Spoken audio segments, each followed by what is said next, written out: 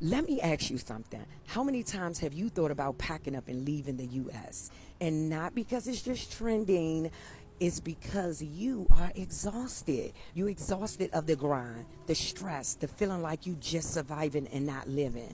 And let me tell you, I get it.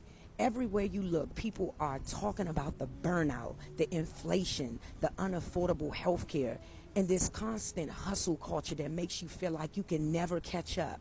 And for me, the turning point was realizing that I deserve better. I didn't want to keep living in a system that drained me. I wanted peace. I wanted a healthy community that prioritized health and wellness, and a chance to actually enjoy life. Does that sound familiar?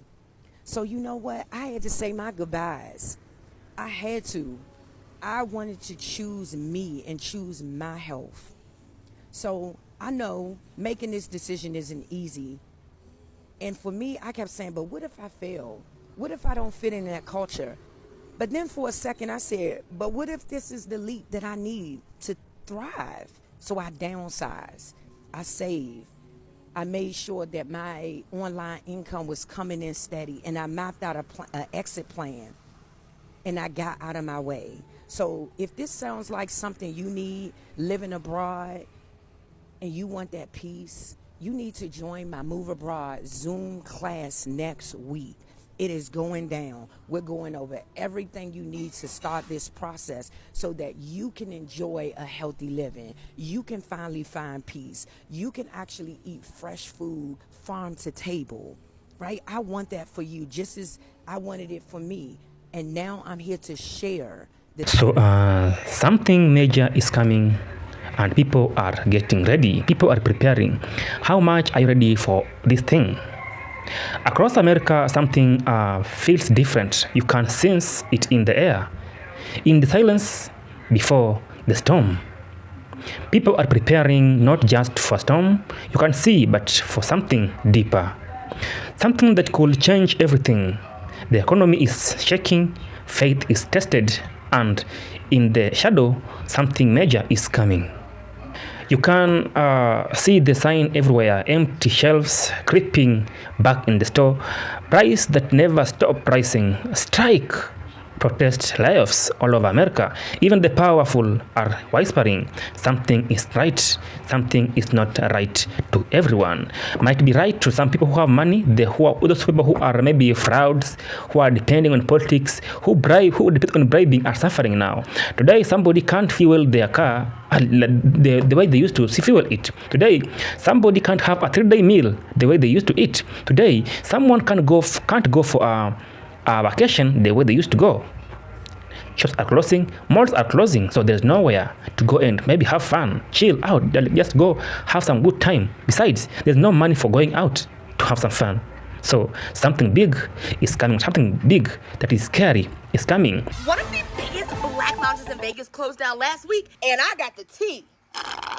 Now, this tea is Big Drug Employee certified because I don't do rumors. Last week, Big Drug employees found out that the owner sold that spot to a French restaurant. So instead of Henny and hookah on a Friday night, y'all better get used to somebody got some croissants. And word is, they were scrambling to shut down last week because they had to be out by Wednesday. Last Wednesday.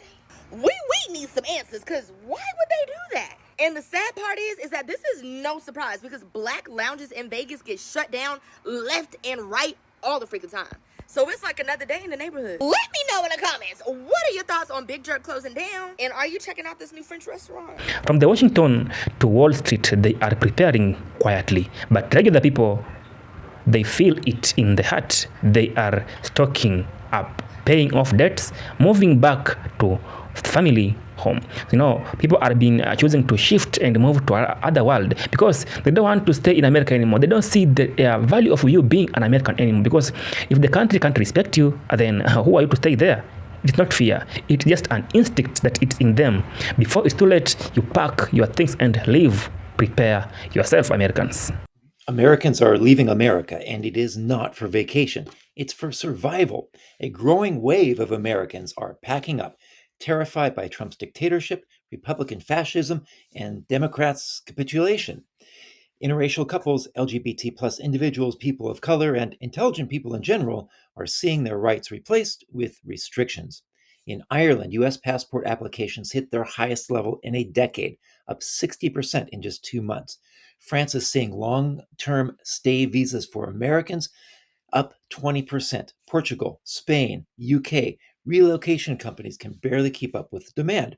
Traffic to Blacksit Global, which helps Black Americans relocate, surged 50% after the election. Some are leaving quietly, like a trans couple in Colorado, because Trump wrongly says there are only 2 genders. States are moving to ban gender care, so they're planning their exit. Google searches for how to leave the US spiked after the election, and real estate deals for Americans in Spain surged before the Golden Visa program was shut down. European culture is different than American culture, and many won't adjust. And of course, Europe has its issues: immigrations, taxes.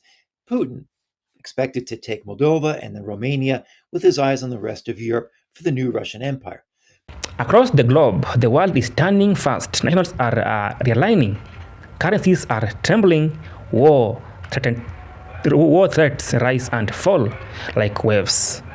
What used to feel stable now feels fragile. What used to feel far away now feels closer. And yet, amid all this chaos, people are waking up. They are now starting to see that the old system is breaking and the new one is quietly forming. Let me bring this into Africa. Africa is rising. Africa is awakening. Black people are awakening from sleep. They now know that their value still means something. They are useful. They are valuable because now the world is looking up to them to see how they will do. Because now it's funny how whites are moving into their own place.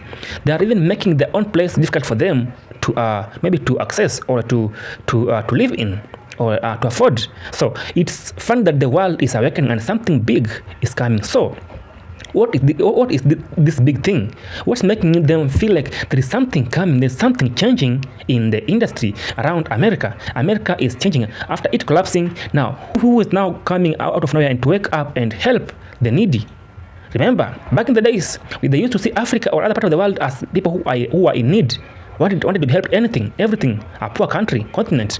But now, they are the one who are crying. They are the one who are now saying that black people are very, very powerful and helpful to them. People don't trust what they hear anymore. Not the news, not the politicians, not even a system that once felt unshakable. Banks close without warning, jobs vanish overnight, and families that once lived comfortably are now visiting food banks just to survive. When truth collapse, chaos follow, but from the chaos, something new is always born. Can you imagine? Soldier has been trained to face an enemy, but now, out of nowhere, a soldier is now going to line for food in the food banks. Somebody who has been trained to hold a gun is now holding a plate to make a living, to make something for his own stomach or his own family. So, something big is coming. Prepare yourself. They take a step aside here. There is quite a bit of military members and their families in line because of this government shutdown. We're in day 9 of it, and they're here for a food pantry. There's all sorts of food that is available, and I spoke with some military member spouses, and I spoke with some department heads here at the ASYMCA on why this is so important. What's the difference in the amount of people that you've seen from today to previously? So when we first started coming, there definitely wasn't this amount of people. It was a lot, but it wasn't this amount to where it wrapped around the building. But lately it has been a lot. Like, we were here last week and we were in line for like 2 hours. In a normal week, we usually run out of food about 1 o'clock in the afternoon. Last week we ran out of food about 10:30. Some call it paranoia, others call it wisdom. Ordinary American farmers, truckers, veterans, single mothers, they are preparing, buying land, planting garden, learning all the skill their grandparents knew. They have stopped waiting for something to fix things. They are building their own future quietly, prayerfully, and independently. It's not panic, it's awareness. Because deep down, they know something is coming. American kids have been taught to live a soft life, live a good life, live like they don't face a trouble, live like they don't even see struggle about life. But now, any kid who has been born in this era will now have to face the hardship of life. They have to learn it the hard way, because if they keep teaching them how they lived, then they will suffer in the next generation, because something is coming. This isn't just economic or political. It is spiritual. People are turning back to prayers. Communities are rebuilding small churches. Families are talking about faith again. It is the storm itself. It is forcing hearts to remember that what truly matters, not money, not fame, but purpose. Something major is coming. Yes, but so is a great awakening. After Ibrahim Traoré from nowhere chose to take control of his country, something new was born. The regime of the old government was erased, and now something new came, which is Ibrahim Traoré, and African youths are awakening. So, as American youths should awake and now fight for their own future. Not today, not tomorrow, not sooner, but something is coming. Are you ready? All right.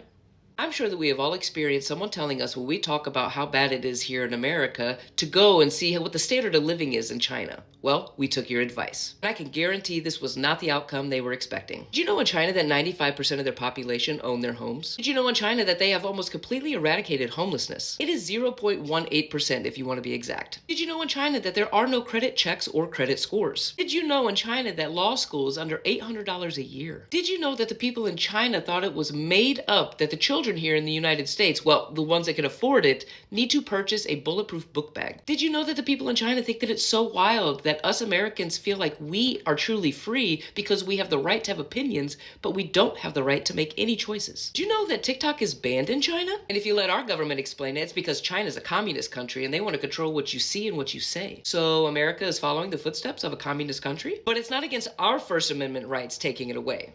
Got it. You see, they like to demonize socialism and communism because it does not benefit the elite. Our government is saying that it's constitutional what they're doing here with TikTok. Do you want to know what else is constitutional? The right to protest our government. The Declaration of Independence states that Americans have the right to replace their government. We have a right to change or abolish a government. When the storm finally hits, there will be two kinds of people: those who prepared and those who didn't. The prepared will stand firm. The lost will ask, why didn't anyone warn us? Americans were warned by black people not to choose Trump. They were warned against choosing Trump, but they never had. So they didn't prepare for that. Now they are facing their own consequences. When somebody is preparing for something, they warn you before it happens. So when you assume and try to think that you know much, they leave you to do your own thing. But now Americans are facing their own consequences. Because believe me, if Donald Trump is president again, at some point or another, that ugliness will touch all of our lives. And it will not matter what you look like, how you worship, who you love, or how you vote. If you don't make 6 or 8 or 12 figures, if you're not famous, if you criticize or disagree with him in any way, if he doesn't view you as his equal or relevant to his ambitions, I promise you, he will not think about you when he gets into the Oval Office. And that will have real consequences for all of us. I'm wondering, when are white people going to start listening to the black community? When are we going to admit that they were right about Trump? They were right during the civil rights era. They were right about abolition. And now we know, now we can see they've been right about Trump all along. They got our attention during the George Floyd protests, but we didn't listen. We were just like fair weather fans. But if we could ever get behind this community, if we could ever draw from their wisdom and their knowledge of what America really is at the cellular level, because they've seen this all along, and there is so much we could learn if we would just humble ourselves and move out of the spotlight just for a moment and let them. But the truth is, the warning were everywhere, in the prices, in the pain, in the silence of empty street. So Something major is coming. You can feel it, you can see it. But remember, every storm attests what is weak and strengthens what is true. Prepare your home, prepare your heart, and above all, prepare your faith. Because when the world starts shaking, only truth will stand. This is Global Tales. Subscribe, share, and leave a comment. I'm bringing you the stories that the world feels but doesn't say it. So subscribe for the next video. Till next time, I'm Martin. Peace be with you.